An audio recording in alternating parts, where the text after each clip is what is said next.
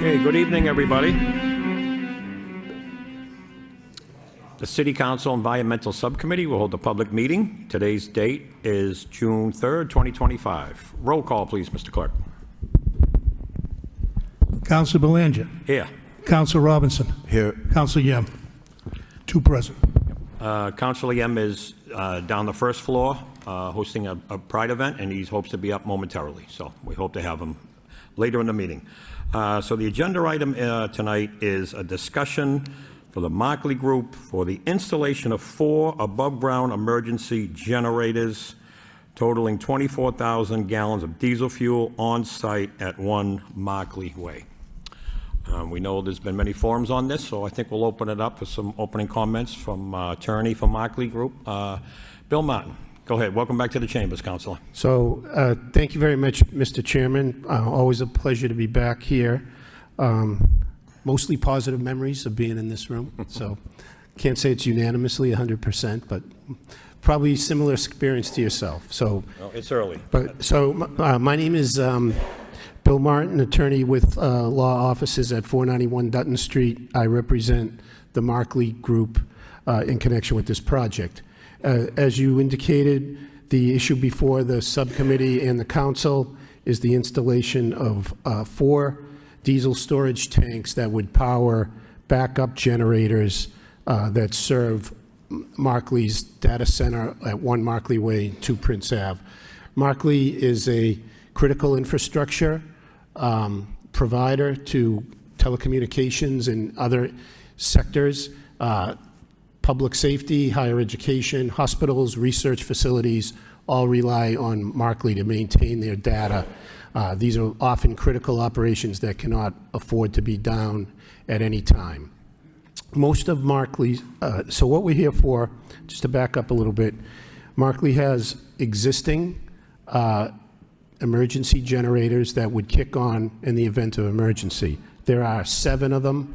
They have backup source fuel. Right, if the power goes out, there's no electricity, so there needs to be a backup source of fuel. So there's 7 currently? There are 7, Yep. and we are here seeking approval for 4 more. There are others planned that are in various stages of the approval process, but none of those are the subject of the hearing tonight. We're looking for permission for 4 more. The 4 we are seeking approval of have completed review through Mass Department of Environmental Protection. If you think of the backup generator is a big cabinet. If you think of like the back of a tractor trailer truck, it's like comparable in shape, not as big as that, but pretty big, and that's the generator. It also has a cooling tower, emissions tower, and a diesel source of fuel. So the emissions from the generator, noise, and the stack are regulated by DEP. We've received those approvals for these 4. The fuel source requires a permit from the City Council, and that's why we're here. The Council has approved the existing 7, and we're here to get 4 more with your consent. Markley purchases its power from National Grid. You know, I know there's a discussion of environmental matters, if I could hit somewhere on those. So the power comes from National Grid. Most of it is sourced from renewable sources, about a little more than 60%. There aren't really any good alternatives, and we can get into details other than these diesel powered generators, much like you would see at a hospital, a bank. They rely on this type of technology. We are looking at all ways to improve and become more current, and we can speak to that in a little more detail if you want. But currently, we are required to use best available technology. This is it right now. These existing generators are tested. They run for about 5 minutes a week, and then they have a 2-hour annual test. So less than really 100 hours per year on each of them. They run in accordance with the city noise ordinance and the DEP requirements. In Markley, we do have complaints. There's been a significant number of complaints during the construction period for these. Construction noise is not regulated, but we have taken steps to try and reduce construction noise. That is mostly behind us at this point. There are occasional things where construction noise emits from the site, but the generators themselves do not emit a lot of noise and very rarely run. Markley's been there now 10 years, and they've really never even kicked on. They would only kick on in a complete power failure, kind of a real emergency. As I said, the air emissions that come out of the stacks, those are regulated by DEP. They all have what are called technology that's called drift eliminators. DEP requires testing and reporting for all of these facilities, and they are tested and reported periodically. Any violations get reported to the local Board of Health. Lastly, I would just say, for me personally, this is an exciting technology. It is great to have this technology in Lowell. When I look back, I grew up near this site. It was the Prince Macaroni site. The city's goal to reduce carbon emissions sets a 1990 baseline. This building in 1990 had a big carbon footprint, right? It was a spaghetti factory. We think our building is much more carbon friendly than existed previously. It's the cutting edge of technology. Markley's been in Lowell now 10 years. They've made significant site improvements. There are 109 employees on the site right now. 35 of them are Lowell residents, and then there's additional 100 plus or so contract employees that are there, if not every day, certainly every week. So again, this is what we think is a simple request, an approval for 4 generators, in addition to the 7 that are already there, 4 diesel storage tanks to power the generators. So that's the project in a nutshell, and we have subject matter experts from Markley and its consulting firms, and happy to answer any questions you might have. I know the fire department's here, and I think our tanks are compliant with what the standards the fire department requires. Thank you. Thank you, Councilor Martin and representatives from Markley for being here tonight. I'd also like to recognize some other city officials that are here. We have Deputy Chief Crabtree on here from the Lowell Fire Department. Thank you, Deputy, for being here. Sustainability Director, Catherine Moses. Catherine, thank you for being here tonight. Also joined by a few of my colleagues. Councilor Gitchia is here in audience, as well as Councilor Kim Scott, Councilor Rita Mercia, Councilor Robinson is on the board, Assistant City Manager Sean Machado, and Health Director Lisa Golden. So we've quite the cast. So there is a lot of attention on this matter. So what I'll do is I'll go to you, Deputy, if you don't mind. Where are we with Markley in compliance as far as the Lowell Fire Department's aspect? For our purposes, for permitting, everything they have is the same as their prior installs, which is compliant with an FPA 30. Everything's very safe as far as we're concerned for fuel storage. The Lieutenant Latour is the hazardous materials lieutenant. He usually issues the permits. He's ready to roll with permitting if licensing is approved and registration with the clerk. Okay, so we're good to go. For safety, yes. For safety, okay. Now, in your opinion, if you could, do you consider this the best technology available? These upgrades they're making That I'm aware of. that you're aware of? Yeah. Okay. For backup generators, this is about as safe as you can get. I mean, diesel is usually the preferable fuel. It's flammable but not volatile. It has a flash point of about 140 degrees. I mean, Why is that? Environmentally, that's not the first thing I think of as diesel fuel. Why is that considered the best option? well, I mean, it's for a backup generator. You got to have a source available on site, and just about everybody uses diesel generators. Oh, gotcha. Okay. Just about Most everybody, reliable? I mean. Yep. Okay, I'm going to, Councilor Robin, before I do, I'm going to go to Sustainability Director Catherine Moses. Ms. Moses, how are we doing on emissions? What's your opinion on this? So I think there are a couple of different things to look at here. I agree with Markley's assessment. I understand that the air emissions jurisdiction falls under the Massachusetts Department of Environmental Protection, and it sounds like they are complying with those types of things as well, because they're emergency backup generators and not something that's done on a regular basis except for a grid down scenario. If you look at the totality of what is projected to be, for example, CO2 equivalent emissions, it's a very small part of what our overall emissions picture is in the city. You know, in terms of what we've done in the city, I think that we are on track to be able to meet the Commonwealth's emission reduction goals. We had done an analysis back in 2021, and compared to a 1990 baseline citywide, we were looking at being able to meet the 50% reduction by 2030. Those same goals were codified in our Lowell Forward Master Plan, and we are looking to do everything we can to continue in that direction. I know that as we start down this road to emission reductions to get to net zero by 2050, there are going to need to be some substantial changes about the way that we think about energy, the way that we use energy, the fuel sources that we have. I think there is a reason that the Commonwealth went with a net zero standard instead of 100% renewable or no fossil fuels or things like that, because there are going to be some areas that are harder to decarbonize than others. I think that being said, I know that Markley, I understand their need for reliability, and I think those are essential kinds of things that especially their clients are looking to have. I know that in looking and preparing for the subcommittee, you also have different green initiatives to help offset the emissions of those that use your data centers, and I think those are good steps.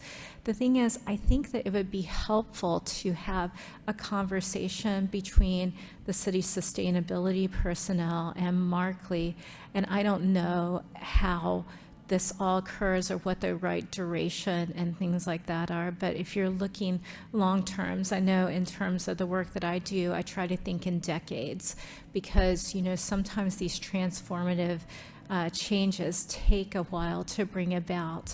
But I think having the conversations early and having those kinds of conversations to think strategically, how do you have the resilience that you need within the data center? What kinds of technologies aren't viable now but might be more viable in the future? But just having those conversations, I think, is such an important first step. I don't know in terms of I'm not a lawyer, so I don't know what we can or cannot enforce in terms of the city council, but I think as a good faith effort, I think having those conversations, sitting at the table and looking for long-term sustainable solutions, you know, myself and my team, we always are trying to help connect people with those resources that will help not only us meet our emissions reduction goals, but also help with the functionality of the different buildings within our city. That's a great point, Ms. Moses, and let's work on that right now for you. To representatives from the Markley Group, you heard Ms. Moses loud and clear. Who can answer her request as to a conversation as to the future? Because the first thing that comes to my mind is, you know, I was on the council previously. We brought Markley here in 2015.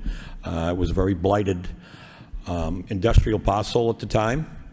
Granted, there's been challenges. We have neighbors here, so obviously there are challenges going on there, but it seems like some of your generators would be nearing the end of life, 10 years or so. I don't know the lifespan, and you'd be maybe replacing with newer technology, hopefully. So who could answer her question as to setting up a future meeting for sustainability?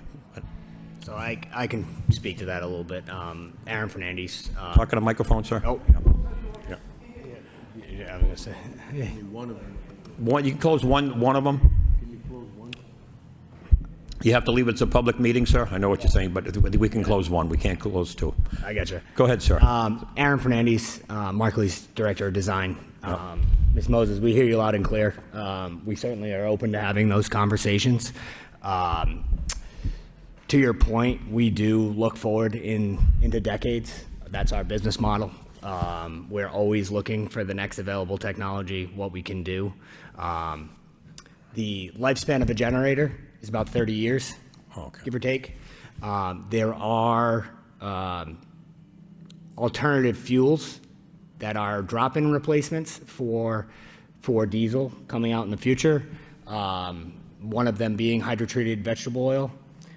It's become popular in the industry. However, there is no real supply chain for it right now in the Northeast. There's no reliable supply. There are challenges around it with the diesel generators themselves. There's minor tweaks and changes that we would need to make. We are, as I said, always looking to the future and trying to find that new technology. There are other technologies that currently use natural gas that are in their infancy in terms of being able to be used as a backup source and having that on-site storage capacity. Right now, any natural gas source that we would be looking at scale, we would be sitting here talking about having an LNG tank on site, which would be a worse alternative to the diesel, in my opinion. I don't know how you feel about that. All right, well, this could, so that's a yes. You're more than willing to Yes, sit but we down are with Ms. more than Moses willing and her to have team. the Okay, have the you conversation. can check that box, Ms. Okay. Moses. So she will contact your attorney, Bill Martin, and facilitate. Sound good, like the proper channel to go through? Sounds So perfect. you will be hearing from Ms. Moses, I can bet you, believe me. We look forward to the Okay, Ms. Moses, you can check that box. So, Councilor Robinson, I'll go to you. Thank you. I just have a couple questions.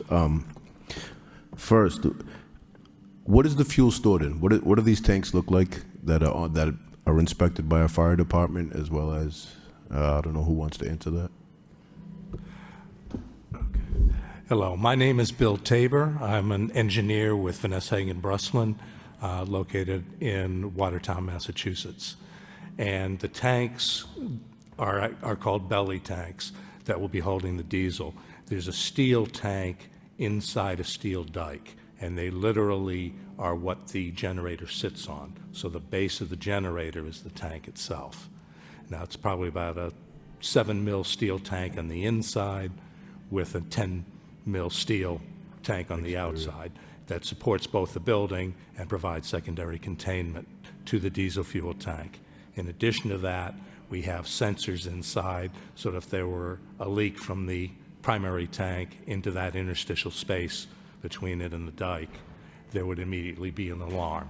That alarm is connected to the building management system, which then sends a text message to the facility staff, so that if there were a problem, there's immediate notice. Thank you. And to the fire department, do we have a environmental emergency action plan on file for this area currently? What, do we have what? Like a emergency action plan, environmental Oh, yeah. related for this specific facility with the storage of the tanks? For the specific facility, no. I mean, we do have, we have a standard of how we react to these types of facilities, to these types of generators, to these types of tanks. For the specific facility, no, not right now. Is that We have something? access, we do have access. I am involved with all fire protection in the building, all fire suppression in the building, all hot works in the building, and then, of course, Lieutenant Latour is involved with all the fuel storage. I mean, we're aware of everything there and how we're going to respond to it. A particular plan for that, not yet, because it's still, the site's still in flux. I mean, they're just getting the fire access road finished and everything now. So I mean, if we're here having a conversation, looking for a decision to be made on additional storage for fuel because of additional generators, would it make sense to carve out an emergency environmental action plan specific to this location based on how many total gallons of fuel would be stored on premise with this? So right now, maybe Bill knows better, but I think each tank is about 6,000 gallons.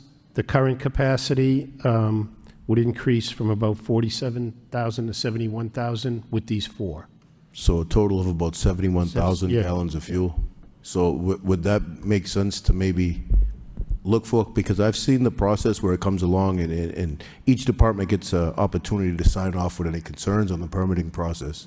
And something with 71,000 gallons of fuel being stored on the premise in a neighborhood, is that something that we might want to look to?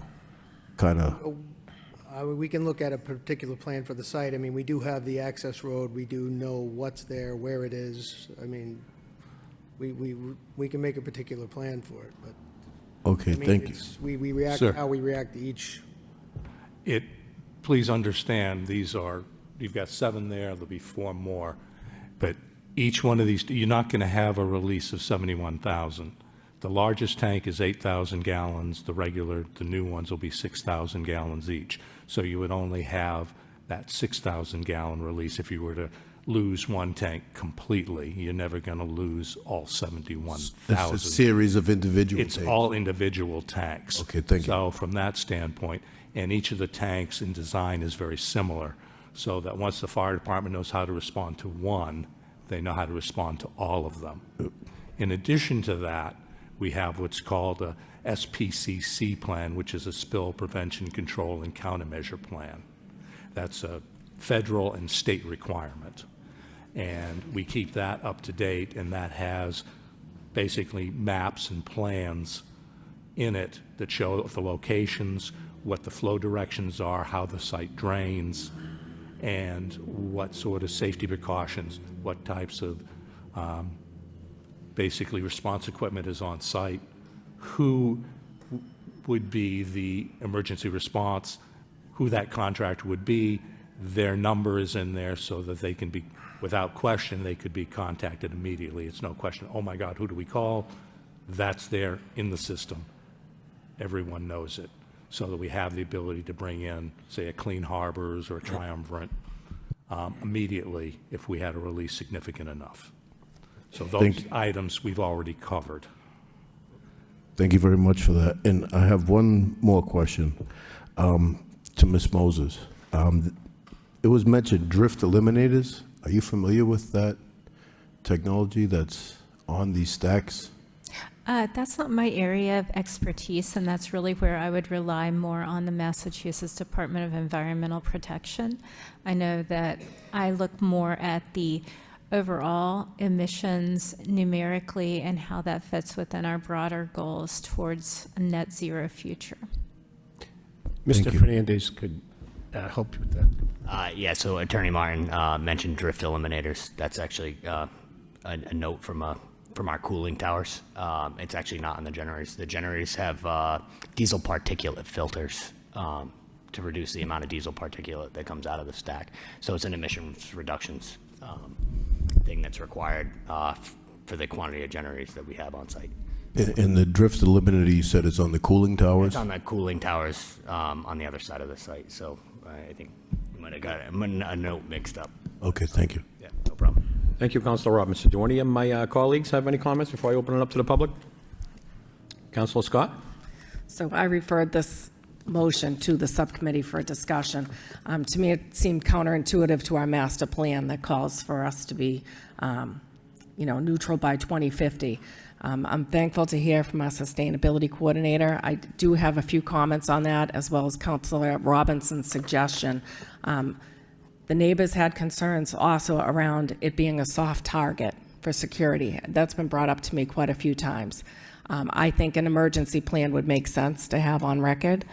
And also, as Catherine mentioned, I think we'd have to work with legal, but I think it should be a condition if there's going to be a requirement to work with the sustainability coordinator on future products that come out or whatever, but as a condition on the permit, because just putting it out there that, yes, we'll do it, I don't think that's appropriate. I don't support this project. I'm curious, though, how many more are you looking to put in after this? Because you've mentioned the 71,000 gallons of fuel. What's the future plans? So I think the future plan for fuel would go to maybe 130. Bill, do you know that number?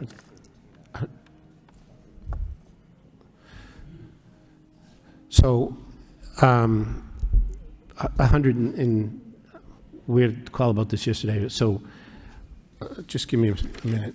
I don't think we have that figure right. Yeah, it's not known because those aren't all fully designed yet. There's 27 generators The proposed. plan is for 27 generators. Ultimately, yes. Those are in various stages of approval with DEP. But I don't think that every single one is going to require a 6,000-gallon generator. No? We just I wouldn't don't know think it that would, yet. but- They're under design. Okay, I would think they would. That's what I'm saying. This is a bigger, project that I think needs to have some stipulations in it going forward. So if we denied this permit right now, what would happen?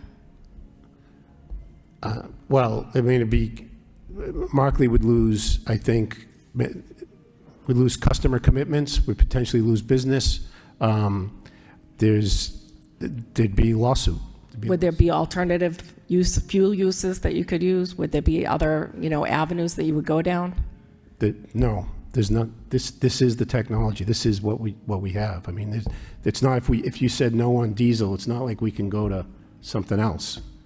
So a requirement to work with our sustainability coordinator going forward would be amenable, we have obviously. no issue with working with the sustainability coordinator. I think that's perfectly appropriate course of action, because we're going to do all those things on our own, whether it's a condition of a permit or not. So we don't object to that.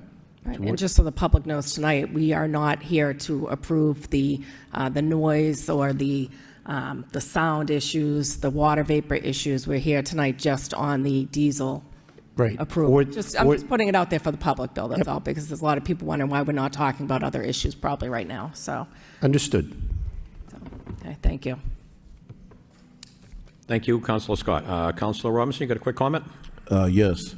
So if the end goal is 27 generators potentially, Yes. I mean, even at 6,000 gallons per generator, it's 162,000 gallons of diesel we're talking about on this property.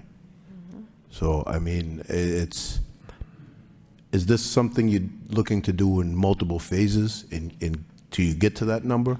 So we're going to be back having this conversation again and again and again. And is there any planning that should take place now with the train of thought that we're looking at ultimately that 27 generator number? Would it make sense to plan for that now during these conversations? So we are planning, but there's an immediate need for these four, right? There's an immediate business need for these four, and that's why we're moving ahead with these four, and they're approved by DEP. So yes, there should be a plan, and we do have a plan, and we will be back to council and other agencies as required by law. So yes, we do think there needs to be a methodical approach. We think we're taking a methodical approach. We would like to come here as infrequently as possible, right? But there is this need right now for projects, and they have been approved. Thank you.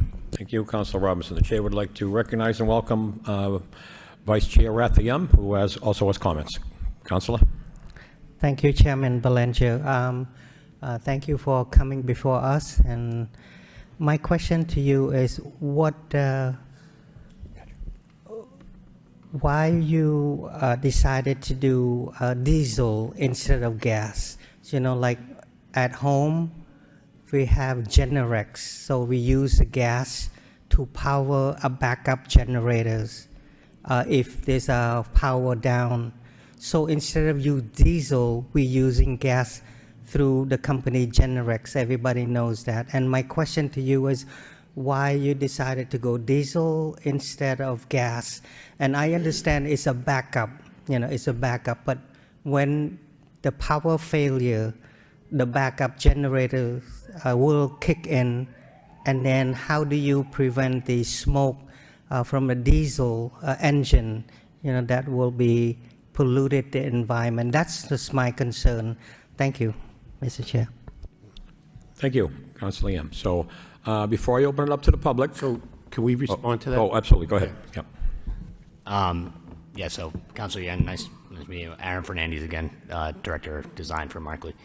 I think your home generator, that Generac that sits at home, it's anywhere between 10 kW and 20 kW. That's less than 10% of the size of one of our generators. So to run that 10 kW generator, you have about a 2-inch gas line going to that. on our site right now, we have 7 generators that are 10 times this, 10, much larger, 3 megawatt generators. Those are going to take somewhere around a 12-inch gas line that needs to be run to our site. So we would have significant infrastructure in the streets that needs to be run to our site. It would be a significant strain on National Grid's gas system, as well as our business case requires us to have on-site storage. So that on-site storage would be liquefied natural gas, which would be an extremely large container similar in size to what our water tanks look like on site. About a tank like that would be a liquefied natural gas, which is, in our opinion, not a better solution to having the diesel stored on site. Thank you for the comments. I understand that in order to get more the power, you have to enlarge the gas line come into the home. I'm in the real estate, and I've been through National Grid say the line that comes to the home is smaller, and then we need to enlarge the gas pipe into the house. But my question is to you: if you were to compare the cost of enlarging the National Grid line to the building, to use it as a backup generator compared to what you have now as a diesel, what are the cost differences between those two means of backup generators? Again, and a full cost analysis, I would think would show that the natural gas is more expensive, not only from our site's perspective, but from an infrastructure perspective on the community, because we would have to run a significant gas line through the community to get to our site. So it would be opening up, again, a natural gas street is always underground, so it's an underground gas line through all the streets from wherever National Grid has come from. We did a preliminary study on expanding the gas line on our site at some point, and it was boring under canals, going across bridges. There were significant challenges that we had from National Grid in terms of meeting the requirement to get on site, and then there's on-site storage as well. Okay, thank you. Yeah, no problem. Thank you, Vice Mayor Yem. Okay, Councilor Mercia? Yes, thank you, Mr. Chairman. Through you to anybody that can answer this. So am I right to say that we have 7 generators already? Do we have 7 generators Yes. already? Yes. Are they generate about 4,000 megawatts or BTUs or whatever? What is the capacity of the decibel or how do they run? What is the power of them? I know that you can't compare them to a generator in the house. I'll tell you what I'm saying. When I'm sleeping at night and the lights go out, I don't know that because I'm sound asleep, but I know that because I wake up because I hear my neighbor's generator kick on. So I know, and then I go back to sleep because I know it's that generator and the lights are out, and that's fine.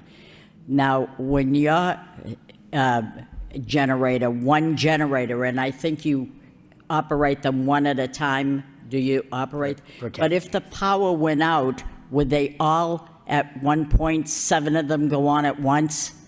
We have multiple utility feeders to the site, so if it was a total loss of utility, if it was a blackout in Lowell, it is theoretically possible that all of them turn on.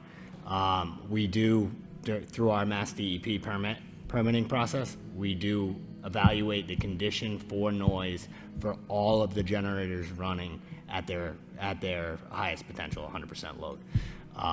That is weighed against the quietest hour in a 24-hour cycle on the property. So we do sound testing, and it's 10 dB above that is what is, I believe, allowable from our noise permit. So I would venture to guess that it's significantly less than what you would hear from that generator in your neighbor's house. Most of those Generac generators, the smaller generators, are fairly loud. Do you have enclosures on all 7 of those? Yes, Are they individual enclosures? yes. So the 4 that you're going to get, that you're looking to get, you're going to enclose those as well? Correct. They're basically, it looks like it's a generator inside of a large shipping container, essentially, designed for sound attenuation. All right. People are concerned about the noise. Yep. So, Counselor, we think our generators would be less loud than the one you hear in the neighborhood. I have one across the street from me, too, and you're right. Everything goes quiet, and that goes on. Yeah, and you can hear it in the middle of the Yes, night. these are quieter than that. Okay, you can guarantee the neighbors that, because they're going to remember what Yep. is said here today. Yes. Thank you.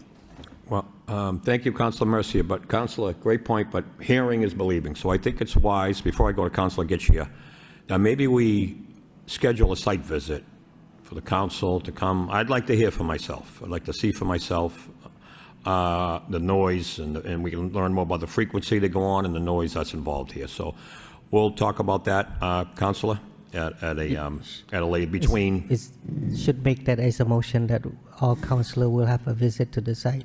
Is that in the form of a motion? Yes. That's okay. I second that. Okay. We're happy to arrange for site visits for The whichever planning board councilors was want. already there, right? Yep. Yes. The planning board did the same Yeah, thing. well, Yes. the council has not, so let's make a schedule for them. A roll call, Mr. Clerk? Mr. Clerk? Is that a roll call? We need it. Counsel Belanger. Yes, Counsel Robinson. Yes. Counsel Yem. Yes. 3 yeas. thank you. Council Getchia. Thank you, Chairman Belanger.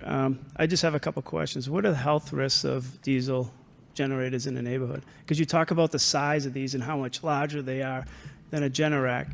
So what are the health risks of, and I understand the DARA piece from 2005 is the EPA standard, but what is the health risk for the neighbors with having all of these generators that are this size in one confined area like that?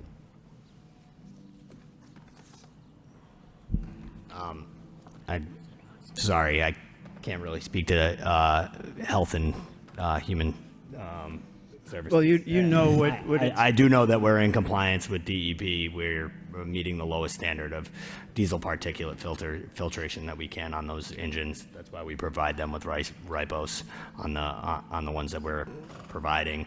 But all of our engines and our permitting meets the requirements for not only the overall year standard, which is max potential, but also the 24-hour period for national ambient air quality standards per DEP. I honestly, I can't. So being That's an just not my engineer, depth of experience. just like you had stated, I'm a civil environmental engineer also. So we do understand that there are health risks around diesel engines. Even though the 2005 reduced it, it didn't put it in a place where people in areas of generators don't come down with respiratory issues and lung issues and cancer-causing things. So, I mean, at the end of the day, you talk about size and how we're at this stage and we're looking at this, and it goes against all of what all of us have pushed for the 2030 piece and also the 2050.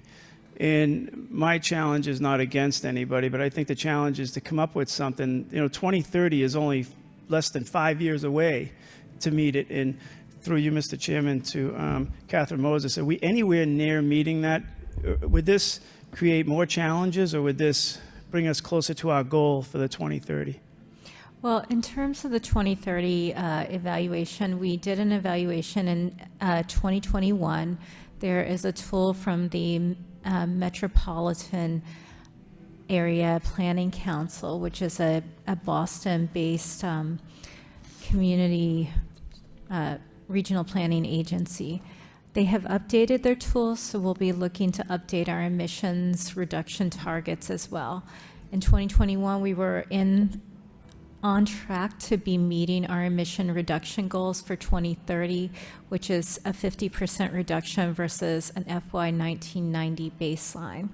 And, you know, I think, again, this is where the coordination with the Markley Group is going to be so important, because if you're looking to scale things over the next decade, because the next marker will be 2040, and in 2040, we have to reduce our emissions by 75% versus a 1990 baseline, getting to net zero by 2050.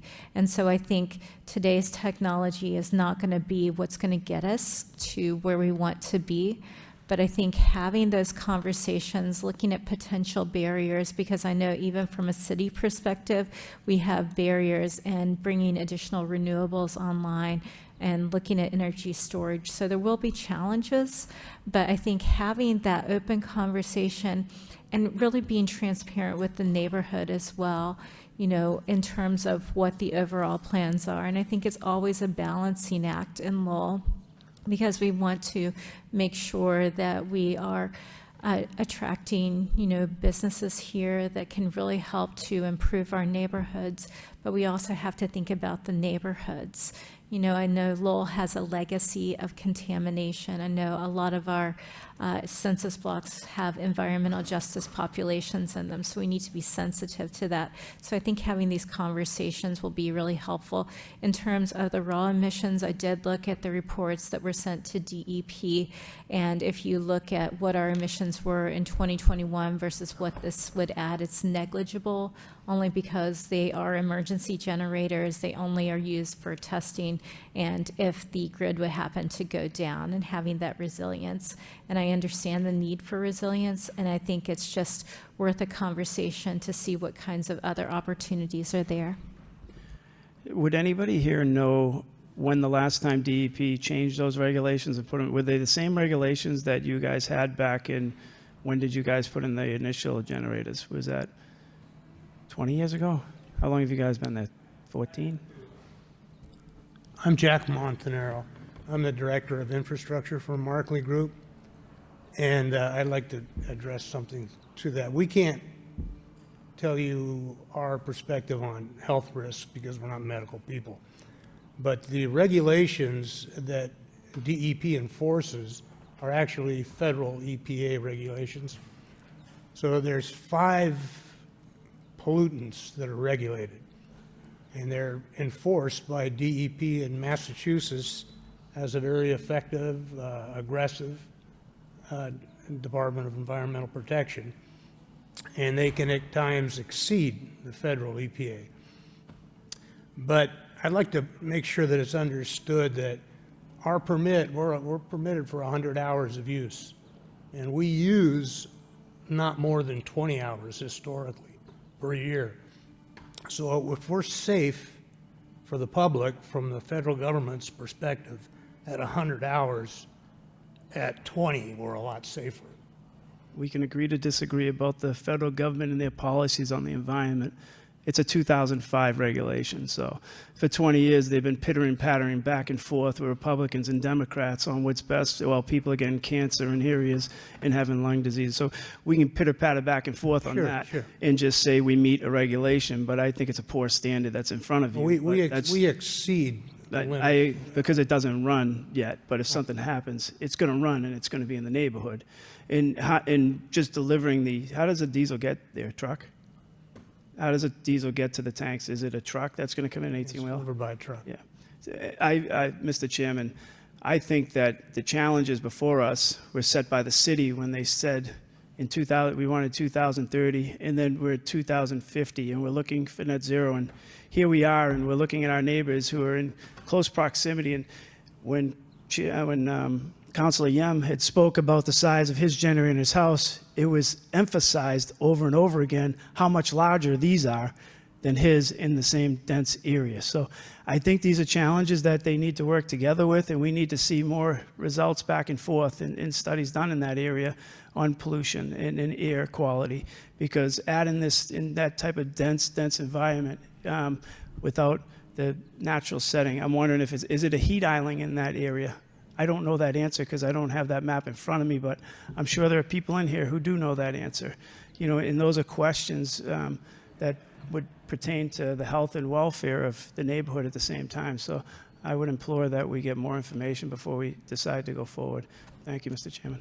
Okay, great points. Anybody, do we get a quick answer on that? Anybody from the Markley Group? I'd like a quick rebuttal before I open it up to the public.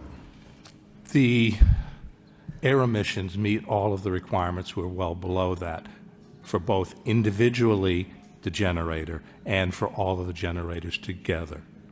Because the DEP makes us look at not just the single generator, but the emissions from them totaled. Okay. And the emissions from them totaled is below the requirements. I'm not a doctor, I can't say what the health effects are, but we're more than meeting the EPA and the DEP's emissions requirements. It seems like more local, state and local regulations are more stringent than federal at this level. Yes. Right. So we're below those. So we'll go, okay, yeah, we're below The those. total Okay, output from all the generators. okay. All right, so what I would like to do now is open it up to the public. We have some folks in the neighborhood that have been waiting, but before I do, as chairman, I do want to get this on the city council calendar as fast as humanly possible. And I think in the best case, we would have a full reading next Tuesday, the 10th, and then a public hearing on the 24th, 2 weeks from them, the end of the month, on Tuesday, the 24th, which you will all get your chance to speak again. But tonight is informational. There'll be no vote tonight. But so I just wanted to inform you all of that. Mr. Clerk, do we have a Zoom and a butter on Zoom, I believe? Jake Forties. Jake, you there? Yes, I am. Go ahead, sir. You get the floor. Yes, hold on here. Do.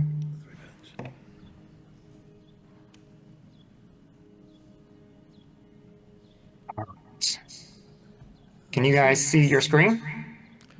We see a black screen. See a black screen. Okay. They should be sharing, but hopefully it is. Let's see here. Cancel share. Hold on one quick second.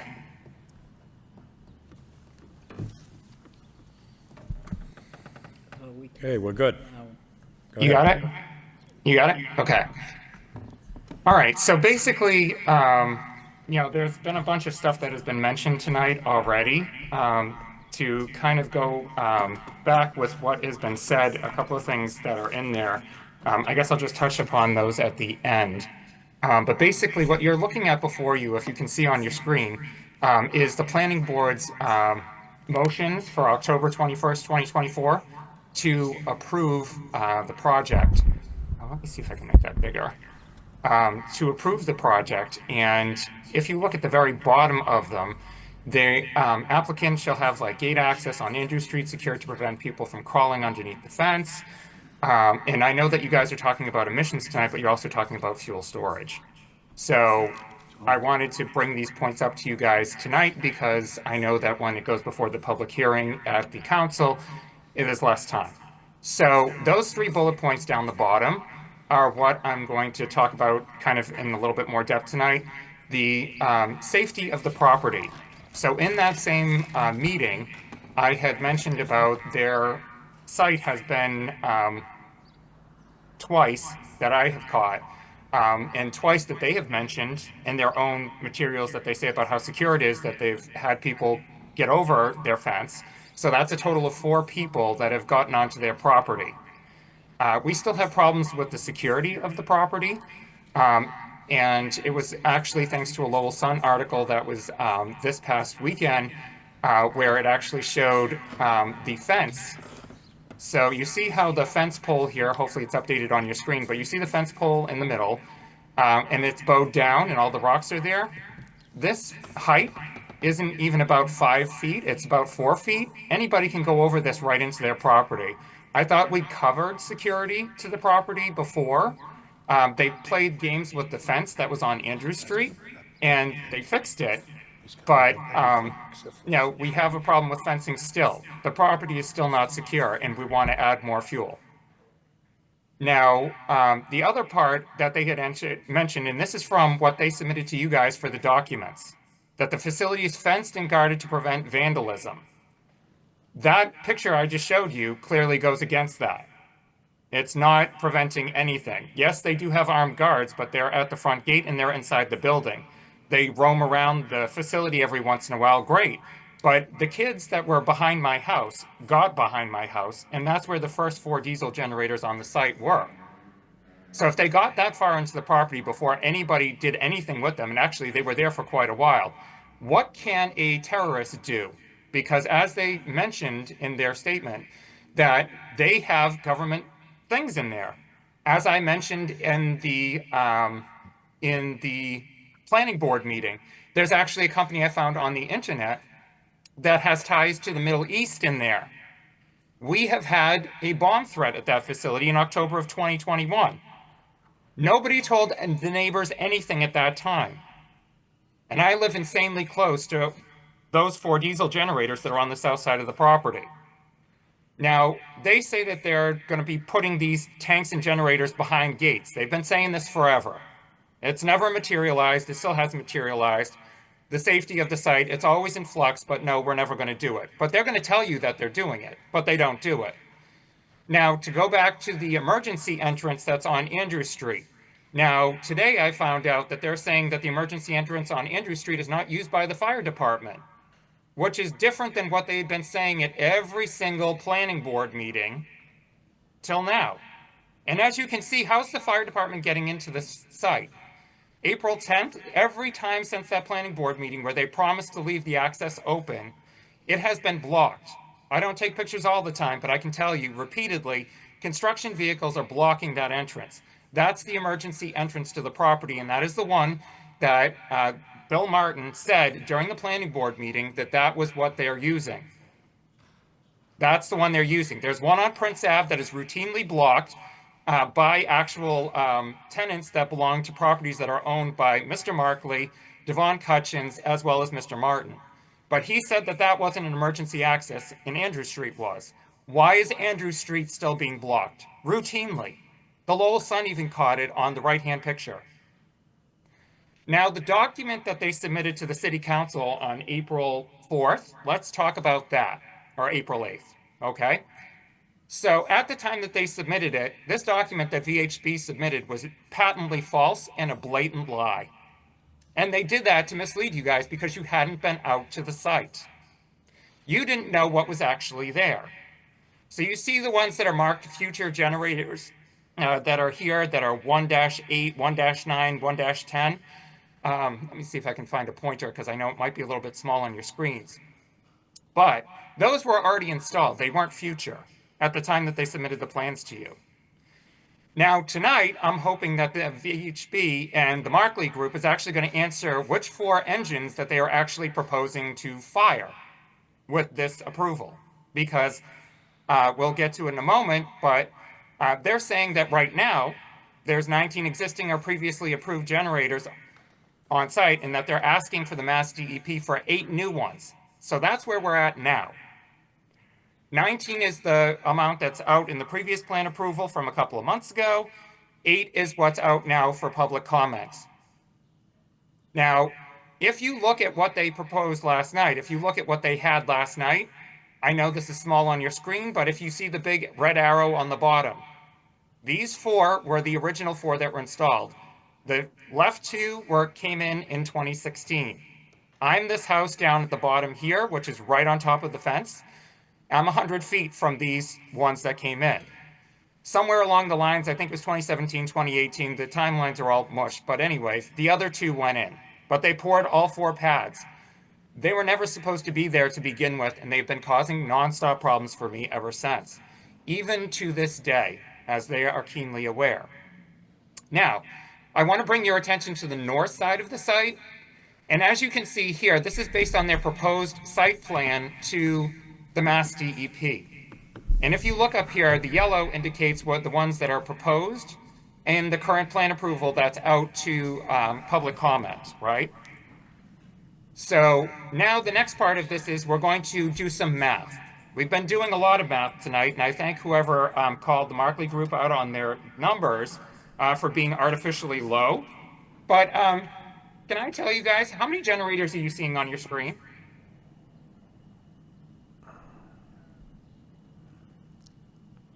How many of How you many, see how that? many are there, sir? The screen is small. So there are 17 diesel generators in this 17. picture. 17. And how many did they tell you that they have functioning on site? They said 7. So who's lying? Who is being lied to here? And this is why they don't want you going to the site, because they're hiding this. These are already installed. But what gets better is, remember on this one here that they said there's only 19 existing or previously approved generators on site? So if we do the math, there's 16 that are in this picture. There's a house generator that's off to the left in this picture. And then if we come over here and we do the 4 units that are directly behind my house, the furthest 2 over on the right-hand side, being the 2 that are directly behind my house within 100 feet, that gives you 21 diesel generators. So they even have more on site than what the Mass DEP even knows about. This is how good of liars the Markley Group are. Okay? So they're coming before you and telling you one thing, but the site is actually showing far. Okay, sir, now, far more. sir, I have to interrupt. Now, the public comment period is 3 minutes on the subcommittee. You've been a little over 10. Are we nearing the end here? If you could. Yep, we are. You're making great So- points, but okay, hurry up, please. Yep, Thank you. and so this is what my point every time I come before everybody is this. See down the bottom? This is the original site plan that they sold us. Everything was supposed to be in the north side equipment yard. There's nothing down the south side. After they got the approval from the planning board, they immediately changed the plans and stuck 4 diesel generators down the bottom. And this has been the contention ever since. The difference between them? If you see the generators that are behind my house, if you look at the left image, and then you look at this image, the Ripos air filtration system that I've been asking them to install on the 4 behind me, this little box here, makes it so that this fume that you're seeing, the smoke vapors in this plume of smoke here, on my side wouldn't exist, but they won't change them. And so we're the closest residents to this facility, and we keep dealing with this. Not to mention that the noise part of it, they're saying that they're quiet, but they're over the DEP limits because they include factors in their sound modeling that aren't applicable to my residents because I'm uphill from them. So I want to make you guys aware of this, and also when you come out and do your site visit, please make sure that they're turning on these 4 diesel generators in the load as if it would be a full failure, which would mean 2 of them would be on concurrently. And look at what comes from them, and then go around the backside and have those be turned on, and look at what comes from those. You will see a significant difference, and yet the ones on the backside fire far cleaner than the ones that are directly behind the residences. Thank you. Thank you very much. I'd like to hear rebuttal from Markley, but for Council Robinson, you got a quick comment? Thank you, Mr. Chair. You made a motion that the council will make a site visit. If it's okay with the maker of the motion, I'd like to amend it and include any of the abutting neighbors would be included to visit the site with the council as well as the sustainability director if her schedule allows. So I think before we take a vote on this, we need to make an informed decision. And I mean, if there's objection about allowing the abutters to take a look at what they're living next to and what the sustainability board is trying to stay committed to, that the city has set forth, then there's no way I can support this project. So I hope that's not a contentious point. Thank you. I accept. I'll second it. I'll second it. Roll call, please, Mr. Clerk. It's amended. It's amended, yeah. Counsel Belanger. Yes. Counsel Robinson. Yes. Counsel Yem. Yes. 3 yeas. Now, Councilor Martin, is there an issue with that? Oh, do we know? Well, I don't think so, but Okay. I'll have to Yep. I think I'd give the best, provide the most information for a project like this. I think it'll be helpful. So appreciate your cooperation there. Okay, we're going to keep, who would like to speak next? I mean, we can't have 10 visits, right? We're thinking one or two, and people can make it or they can't. First of all, we're the city council, but the fact is, I'm not an abutter. I could say, it doesn't affect me, but it affects the people that pay my salary to be here. So I think, in fairness, they should be included as well. That's why we amended this motion. This is very important to us, and I don't see what the problem is. If you have nothing to hide and you want to be a good neighbor, then I don't see the problem. Thank you. Well, we're good. Thank you, Councilor Mercy. Councilor Scott? I just ask one question as a follow-up to the speaker. I've heard this quite a few times about the south side diesel exhaust, the equipment not being the same as the new equipment that's being installed, and being dirtier equipment. Is there some way to upgrade that equipment in the course of when new technology comes online, like that you're looking at making it cleaner when you can? Thank you. So we're always looking to improve, right? But what's existing meets current standards. So, these are significantly expensive, and we do not want to just replace things that have a useful life of 30 years, right? They have a useful life of 30 years, they meet current standards, and they are fully permitted. So They still pollute. They still emit pollution in the area. It's an environmental justice area with high asthma rates, and I would think, coming forward for approval, you would look at new technology. we look at new technology all the time, and we've said tonight we're going to continue to do that. Okay, thank you. Thank you, Councilor Scott. Who would like to speak? Sir, step up. Name and address, please. Yeah, my name is Alex Solange. I live in 15 Robinson Street. I came to represent my street, 15 Robinson. We have approximately over 50 kids under 21. And most of them are very small, from 3 to 12, most of them. So I'm really concerned, and also, some people, they have problems also with asthma. And so I'm a little concerned about having a 72,000 gallons. Just to think about, it gives me chills. 72,000 gallons, a block from my house. If lightning strike or something happen, the gas station will blow and we all gone. I just wanted to, ask the people that please, can you be a little bit more transparent? But what I see here, transparency is not really clear. You have more gallons of what you said that you wanted to install. What I heard was 17 gallons. So you already have 42,000 gallons.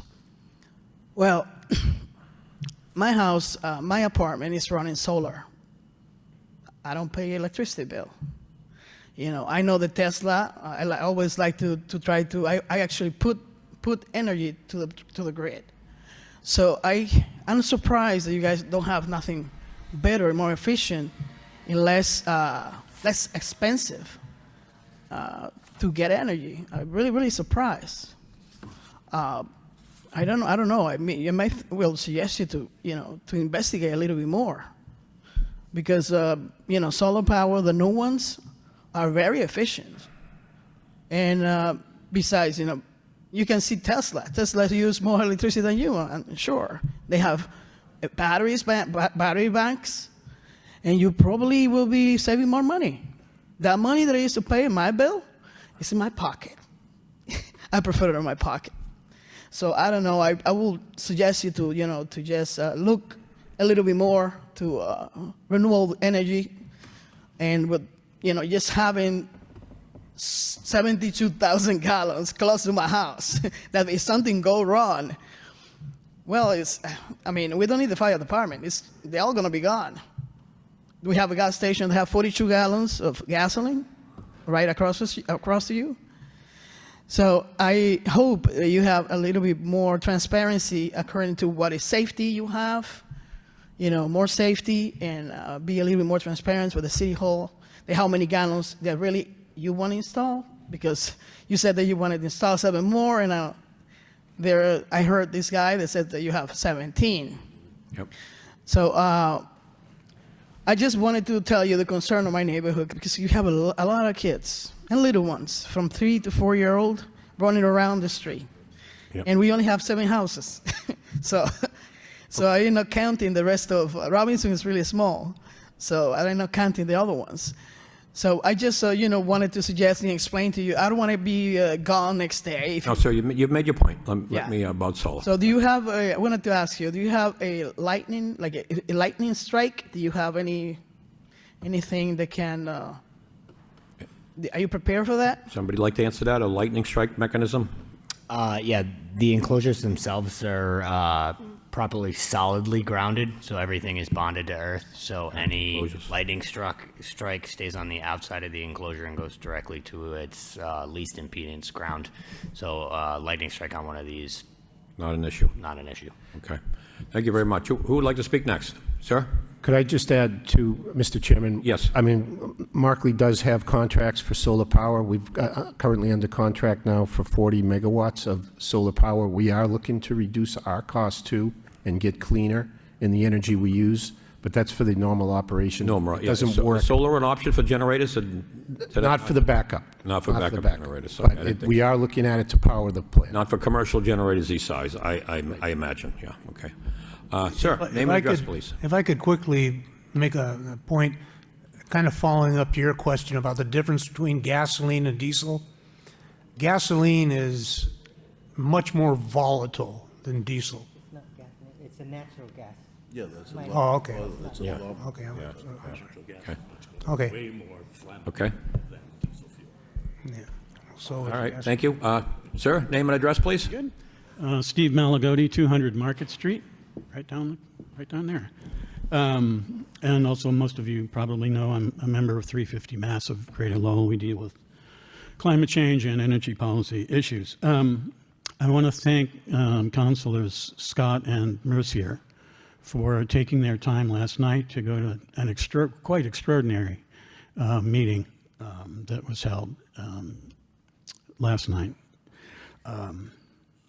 So I know we're here to deal with permit for new diesel tanks, but I think it's really important if we're considering these issues to take a look a little wider, a little broader into what's going on in the industry, because you can't really make good decisions for this facility without looking at what's going on in the industry.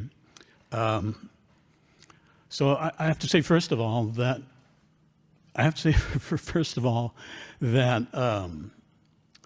this reminds me of the Terminator movie. Terminator, and what was Terminator's most famous line? "I'll be back." And that's what's going to happen here. I said this to the planning board too at an earlier meeting.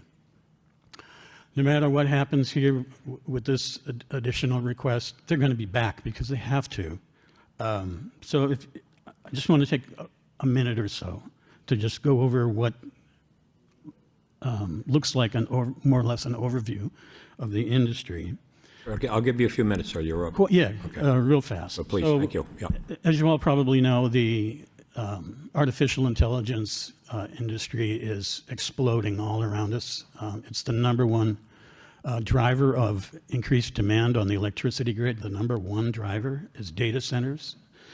So let's take a look here just for a minute. Who are Markley's customers? They're Google, Amazon, Facebook, OpenAI, our friend Elon Musk at X, Microsoft, etc. They have no customers here in Lowell.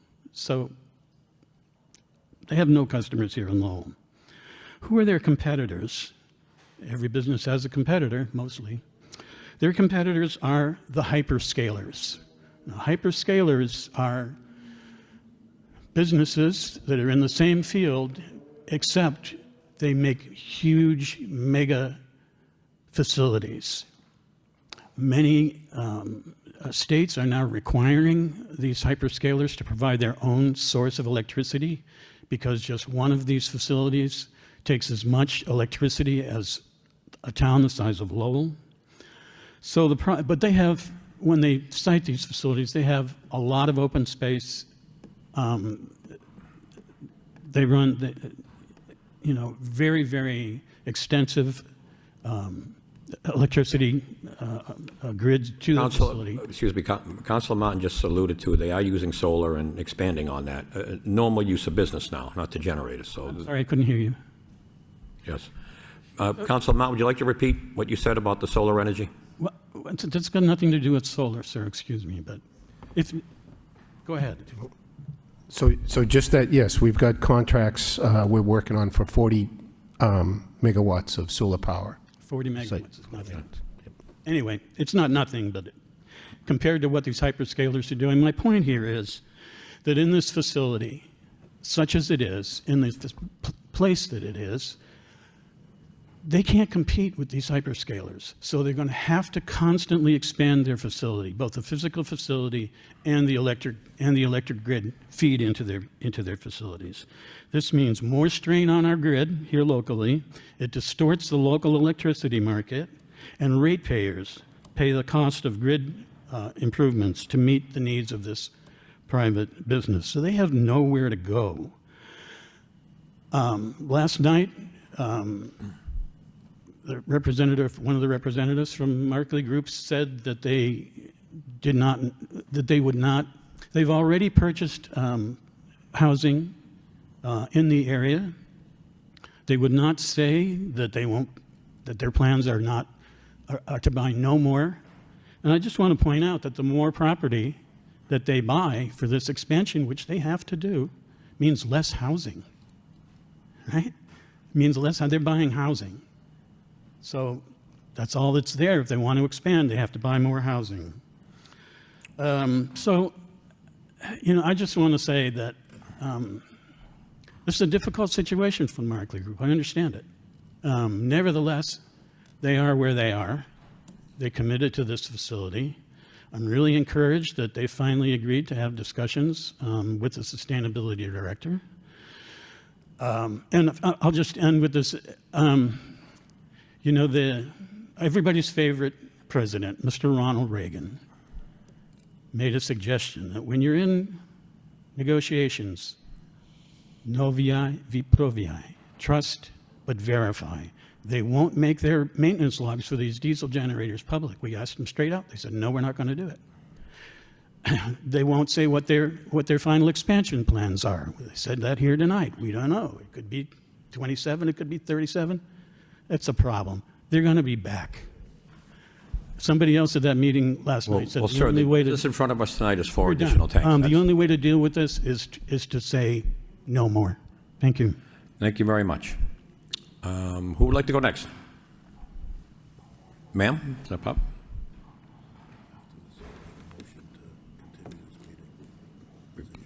Good evening, everyone. My name is Eileen Castle, and I've been here 10 years at least. I started out here, and I thought we were going to have a nice green area next to my house. What we thought was happening as neighbors, we thought we were going to be all set. Everything was going to be fine. So far, we've been back here constantly. They change their mind. They decide they need something more. I understand they're big business. They're making millions. There's nobody to doubt that. This is what they're here for. But they're making fools out of all of us neighbors, and Lowell is allowing them to do it. I don't understand it. I thought you were elected to help us out. I didn't think you were elected for big business.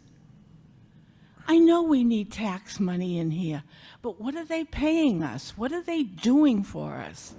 They're not doing anything for the neighbors. All they ever do is come back here and tell you, well, we're not sure what we're going to do, but we'll let you know. We'll be back here when we need something else. They are looking at 27 generators. They just put in a second water tower next to my house that is bigger than the one they had, and they were supposed to have to go back to city council. So it doesn't matter. They're just doing what they want. Who is in there inspecting this? I don't know what they were doing today, but they were drilling something all day long. I don't see anybody. I don't hear of anybody. By the way, thank you, Mrs. Murcia and Kim. I really appreciate the fact that you asked to have us visit. I'd like to see what they're doing down there because they put a big black fence up there and told me not to look. I can't see through it. I can go upstairs on my second floor and look. But you know what? I can't be bothered anymore. I'm done with them. I'm here because I was so fed up. And I know some of you got my letter, and I'll be sending letters to the DEP. This is not the way Lowell was structured in the first place. I can go back years to many councilors, and I can go back to the fact that we had good people that fought for the city and the neighbors. Thank you very much. Well, thank you, ma'am. And you will be notified of the property walkthrough as well. You're more than welcome to attend. We'll have officials from the fire department there, as well as building department official to address any code violations that might be taking place. So we hope to get all your questions answered in the neighborhood. We know it's a difficult project, and any business with the scope and magnitude of this size unfortunately falls on the backs of the direct abutters. I've seen it in my years on the zoning board, and it's unfortunate. We're here to remediate it for you the best we can, and we will do that going forward. So to Markley Group, to the first speaker's point, boy, you got a lot of generators there. What is with the amount of generators? Anybody like to explain that? So they're not all operational, right? I did say the planning board had approved in the fall up to 19. Those are under construction, but there's a sequencing to the permitting, right? So the planning board approved, they're under construction, mostly complete, but there's a DEP process also, and then there's this process. So those are not connected or operating, but they are constructed. A good number of them are constructed. Okay, and there's not one generator that would be there illegally there, Council? No. I mean, the building inspector is on site frequently. There's a lot of construction activity. It gets inspected. There are often city officials on site reviewing plans and permits and making sure we're doing what we're supposed to do. Okay. And I also went by there today on Andrew Street, as to one of the speakers said, the public, if it is an emergency exit, it was blocked with a fairly good-sized mound of dirt along with other construction vehicles. It was rather unsightly. I'm not going to put it any other way. But I noticed the fencing there is see-through, where if you go to Otis Street, I believe around the corner, it's all lattice-full, it's a little more blocked. How come this is open and in this condition? I hope we can get some improvement there for the neighbors. I did not like what I saw there today. So on Otis Street and around the corner, that is slatted as a solid fence for sound attenuation. Oh, okay. So it is to abate the noise from Oh, okay. the cooling towers there. So out at Andrew Street, it's much further away from where our cooling towers are, and it's an open fence, much like it is around a lot of our property. Is an open fence that you can see through. So that's the reasoning there. Obviously, there is a lot of construction still ongoing on the property. In the east side of the property, there is the main sewage pit that needed to be replaced from the old Lowell, or the old spaghetti factory. So we've undertaken that as part of construction. So there was a pretty deep hole there that we had to replace and redig. So that's what's on process. And a lot of that dirt has come out and been piled up in that corner on the Andrew Street side. So as we get further along, we can backfill back in.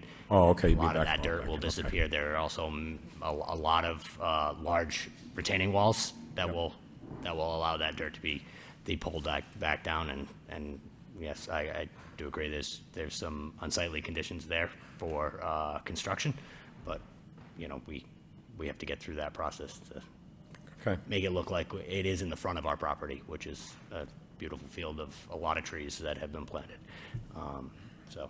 Okay, thank you. So before I ask for a motion, Mr. Clerk, what's the most available for a first reading? Is it possible to go on next Tuesday the 10th?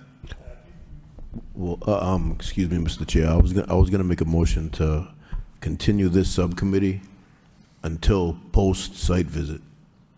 I mean, if we put it on the agenda for anything, I think we need more information before we can even get to that point. So I would make a motion to continue this subcommittee meeting until post visit to the site. Well, we are in summer session. Counselor, how does that affect your? So it's an issue for us. I mean, we would prefer to get to the city council. I mean, we have almost a whole month, right, between now and then to get a site visit. Yeah, This body has had the discussion. I don't think there's going to be a vote either way here, so. No, not tonight, no. I suppose, I mean, we can get the site visit done and by the 24th, I assume. Councilor Robinson, is that okay? We could, Councilor Scott? There were two other items that we talked about conditions of the permit that I'd like to get an opinion from the legal department. So I don't know if that's going to happen before then. So, I guess that would actually have to come public from the hearing. body, I guess, if that was the case. Same with your emergency plan. yeah, I'd like to go forward with the first reading, and if we don't have all the information for the 24th, then it would warrant, Councilor Scott, if you don't have your information, and the walkthrough we can complete, but if there's a lack of information, we could postpone it from there. But what's the intent of the subcommittee? I would make the motion then, if you really want to put it on for a first reading, with conditions that all this information is in time before we do the first reading. And at that point, if we don't have the information from the action plan, the site visit, as well as the concerns that we're waiting from legal, then we would postpone at that time. At the public hearing on the 24th, if everything's done. Before we even have the first reading. I mean. That would be next Tuesday. How are we going to? Well, I mean, yeah, before the end of the month, for the date for the end of the month. For the public hearing? Yep, public hearing. Okay. Yes. Okay, so that's a motion? Yeah. Councilor Robinson? Second. Seconded by Councilor Yem. Roll call, please, Mr. Clerk. Council Belanger. Yes. Council Robinson. Yes. Council Yem. Yes. 3 yeas. Okay, so to the abutters, there'll be a first reading next Tuesday. You do not need to be here. The public hearing looks like it's going to be on for the 24th. That's 3 weeks from tonight, I believe. So you all get a chance to speak, and we have made a lot of progress here tonight. We've scheduled a sustainability meeting with Barclay Group. We're going to do a walkthrough. You're included, along with city officials, to address any of your concerns, violations. So we did make some progress here tonight, and we'll see what the future holds for this project, okay? But take it one thing at a time. Thank you very much, everybody. Motion adjourned. Meeting adjourned.